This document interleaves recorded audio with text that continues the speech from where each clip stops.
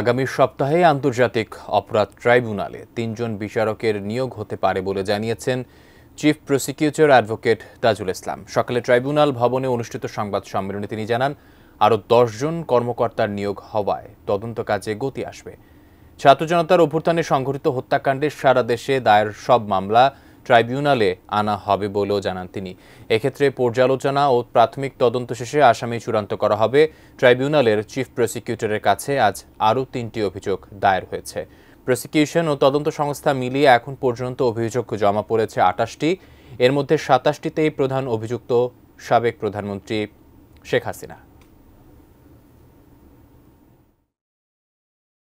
নিয়োগের জন্য আমরা সরকারকে বারবারই অনুরোধ করেছি। আশা করছি আগামী সপ্তাহের প্রথম দিকেই ট্রাইব্যুনাল পুনর্গঠিত হয়ে যাবে। ট্রাইব্যুনাল পুনর্গঠিত হয়ে গেলেই যথাযথ প্রক্রিয়ায় এই বিচারগুলো শুরু হয়ে যাবে বলে আমরা আশা করছি। আইন অনুযায়ী ট্রাইব্যুনালে একজন চেয়ারম্যান এবং ২ জন সদস্য থাকবেন।